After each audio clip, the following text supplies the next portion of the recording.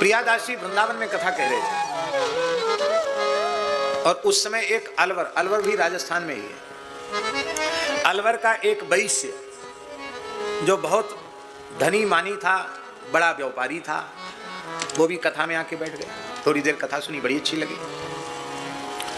उसमें प्रियादास जी बोल रहे थे कि भक्तमाल ग्रंथ उसमें संपूर्ण भक्त विराजते हैं।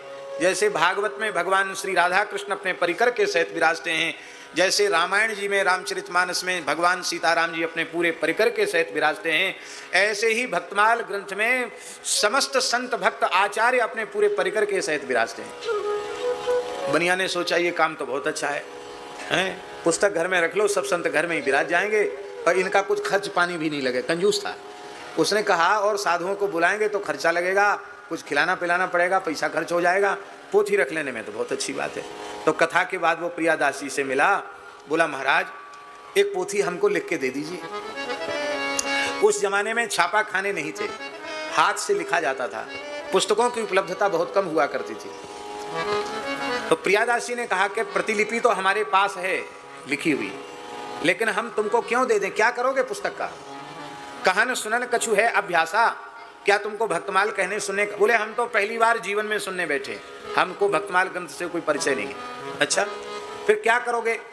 बोले देखो मैं व्यापारी हूँ और इतना व्यस्त हूँ कि साधु संग को महाराज में जग व्यवहारी, ग्रह कामन में अटक्यो भारी, साधु संग को अवसर नाही, ताते में सोची मन माही। मैं बड़ा व्यापारी हूँ, इतना व्यस्त हूँ कि मेरे पास भजन साधन का अवकाश नहीं है, इसलिए मैंने ये पक्का निश्चय किया है कि ये भक्तमाल की पोथी घर में रख लूँगा, तो इस बहाने से सब संत हमारे घर में रहेंगे और अपने लड़के बच्चों से कह दूंगा कि देखो बेटा जब हम मरने लग जाएं तो ये भक्तमाल की पोथी हमारी छाती पर धर देना। क्यों? कहते हैं कि मरती बार हिये पे धरी हो, इतने साधुन संग उबरी हूँ। मरने के समय में छाती पर पोथी को रख लूंगा और इन संतों के प्रभाव से भव सागर से उबर जाऊंगा। भले ही मैंने जीवन में कुछ नहीं किया तो भी। उसकी श्रद्धा और उसके सरल विश्वास को देख करके प्रियादास जी के नेत्रों में आंसू आ गए। बोले भैया तू व्यापारी जरूर है, भले ही कुछ भजन साधन नहीं करता, तेरा भाव बहुत अच्छा है, ले मेरे पास पोथी है, ले जाओ। एक प्रतिलिपि उनके पास थी, उन्होंने उसको दे दी और वो भी ऐसा पक्का बनिया कि बढ़िया सुंदर वेस्टर्न में पोथी को लपेट कर एक अलमारी में रख दिया और रखने के बाद फिर प्रणाम भी रोज नहीं करता, और पड़ी जहां रखी वहां रखी पोथी, अपने धंधे में लगा रहा। तो मृत्यु आ गई, बीमार पड़ गया, मरणासन्न हो गया।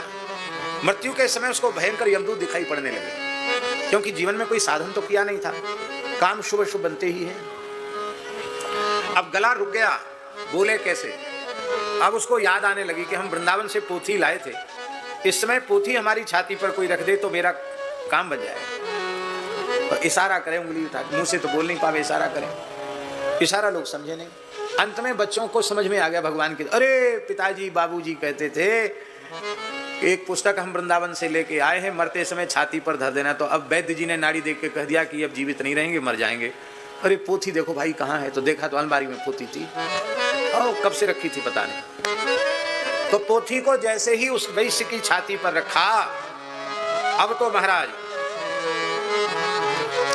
पोथी को छाती पर रखा, अब तो धरत ही यम के दूत भजे यो, सूरन के आगे कायर ज्यों। सूरवीरों के सामने जैसे कायर भाग जाते हैं, ऐसे यमदूत भाग गए।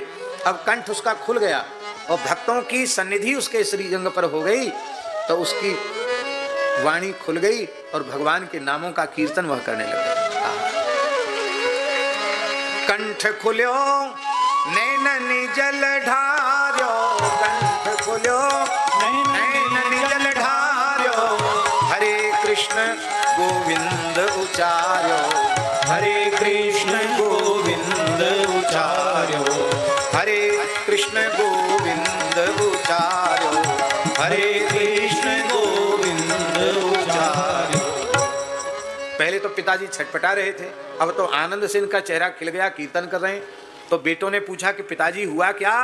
अरे बोले बेटा कुछ मत पूछो, बहु भक्तन के दर्शन पायो, ये माज आनंद समायो। हमने बहुत संतों भक्तों का दर्शन कर लिया, मेरा हृदय आनंद से भरा है। पहले यमदूतों ने हमको सताया था, अब भक्तों ने हमको भवसागर से उबार लिया है। तो पुत्रों ने कहा कि आपको क्या दिख रहा है इस समय? बोले पहले जमदूत दिख रहे थे, अब कौन कौन दिख रहा है? कुछ नाम लिए हैं उस भक्त ने। नामदेव रैदास कबीरा, नामदेव रैदास कबीरा, सेना धना पीपा अति धीरा, सेना धना पीपा अति धीरा, खाड़े सकल कहत हैं बाता, हमरे संग चलो अब ताता, हमरे संग चलो अब ताता, हमरे संग चलो अब ताता। नामदेव जी, रैदास जी, कबीरदास जी, सेन जी, धना जी, पीपा जी आदि आदि हजारों संत आकाश में खड़े हैं। कहते हैं भैया अब चलो भगत जी हमारे संग चलो। अब मैं इनके संग जय हो, यमदूतन के मुख न चितय हो, यह कही राम कृष्ण उच्चारत, नैन मूंद हरि को उर्धारत, प्राण त्याग हरिधाम सिधायो, बेटन के उर आनंद छायो। अरे मेरे पिताजी की सदगति हो गई, जीवन में कभी माला नहीं जपी, कीर्तन भजन नहीं किया, सत्संग में नहीं गए, सेवा नहीं की, केवल पोथी के प्रभाव से इनकी मुक्ति हो गई। तो कहते हैं उनके बच्चों ने क्या किया, उनके बालक अपने पिता की भस्म को लेकर वृंदावन आए, यमुना जी में ब्रजरज में मिलाने के लिए, और उन्होंने प्रियादास जी का दर्शन किया और उन्होंने रोते हुए सुनाया कि मेरे पिताजी की तो पोथी से ही गति हो गई, अब हमारे घर में तो पंचायत हो गई। क्या? बोले भाई देखो ये पक्का कानून बना लो, जो मरने लग जाए उसकी छाती पर भक्तमाल जी की पोथी रख दो। बोलो भक्तवत्सल भगवान की जय। कम से कम इनके सहारे ही कल्याण हो जाएगा।